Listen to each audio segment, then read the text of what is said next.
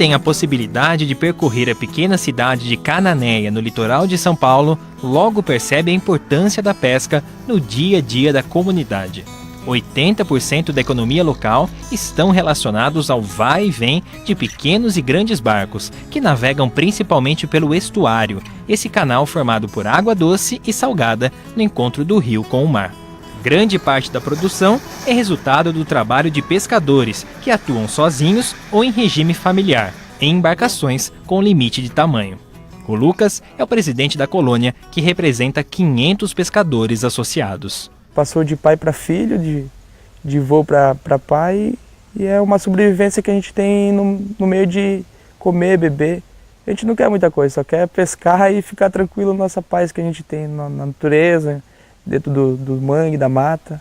A diversidade do pescado encontrado no estuário permite essa sobrevivência. É bem preservado o nosso estuário, a gente pesca desde ostra, caranguejo, robalo, tainha, bagre, de todas as espécies que por safra também, né? Tem safra de corvina, tem safra de paru, tem safra de tainha.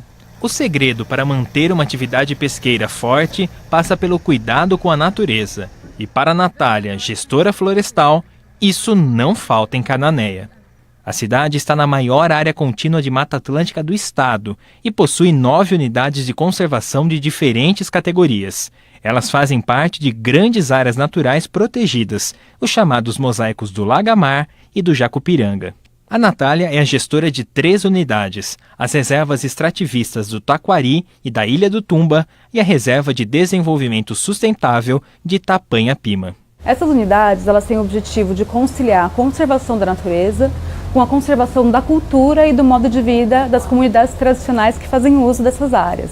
Então a gente tem os caiçaras, os pescadores que moram nessas regiões ou usam dos recursos naturais dessas áreas, que também precisa ser feita a utilização de forma sustentável desses recursos para que se mantenham disponíveis para a utilização dessa comunidade. A principal característica que aproxima as unidades geridas pela Natália é a presença nas 3 áreas dos manguezais. Eles ocupam 15 mil hectares no litoral sul de São Paulo, e aqui é onde estão mais conservados. A gestora da Fundação Florestal explica que o nível de proteção do mangue afeta diretamente a qualidade da pesca. Os manguezais eles são basicamente um berçário da vida marinha. Ele tem as espécies que tem todo o ciclo de vida delas acontecem nesse ambiente, e as espécies que parte do ciclo de vida só se dão dentro dos manguezais. Ele serve como alimentação, como local de alimentação para inúmeras espécies e como berçário para muitas espécies. A gente primeiro protege esse berçário, porque ali as espécies vão estar em primeiro lugar ali no manguezal. E dali elas vão sair para ser pescadas. Então essa realmente é a nossa base de proteção. Esta professora da Unesp em Registro estuda justamente a saúde dos manguezais. Marília participa do Conselho Integrado de Gestão das Unidades de Conservação, formado por órgãos públicos, ONGs e membros da comunidade. Desde 2001, ela coordena um trabalho de monitoramento que há 3 anos se transformou num grupo de pesquisa ligado ao CNPq, órgão federal de fomento. O objetivo é avaliar as condições de saúde de 36 parcelas de mangue nas regiões de Cananéia e Iguape. Para entender como funciona e a importância do trabalho, nós embarcamos numa viagem com a pesquisadora até o Manguezal do Nóbrega, localizado na margem oposta do Mar de Cananéia, outro nome dado ao estuário. São 10 minutos de deslocamento até chegar ao ponto de desembarque e adentrar a área de vegetação. O primeiro passo é medir o diâmetro e a altura das árvores mais desenvolvidas. Nessa região, elas podem atingir até 15 metros de altura. As plantas mais jovens também entram na contagem e passam a ser monitoradas a partir de 1 metro de altura. Ela dá informações para a gente a respeito de quanto de biomassa de madeira a gente tem. O que significa isso? O quanto de madeira está absorvendo carbono, por exemplo. O quanto de área de manguezal a gente tem, quanto a área de mangue, de vegetação de mangue a gente tem. Qual é a porcentagem desses troncos que estão mortos ou que estão vivos. Com tudo isso a gente conta uma história de cada uma das parcelas. E a história dessa é uma história de muita saúde, de muito benefício dado as populações humanas que estão vivendo aqui, né? A salinidade é outro aspecto avaliado. Uma baixa concentração de sal na água do solo pode se tornar um risco para o crescimento e a própria vida do mangue. A gente quer saber a concentração de sal na lama. E com esse equipamento, com o refratômetro, a Marina vai ler a salinidade nessa área aqui. Salinidade 25. O 25 é uma salinidade que a gente tem monitorado nessa região aqui dos manguezais de Cananéia. Para a gente comparar, o oceano tem 36 de salinidade. Uma região de manguezal é uma região estuarina, com aquela mistura de água do oceano com água dos rios. Então ela é menos salgada do que a água do oceano. 26 é o que a gente tem observado nessa região. E é importante a gente saber qual é a salinidade de um manguezal conservado, saudável, para justamente comparar com outros que estão alterados.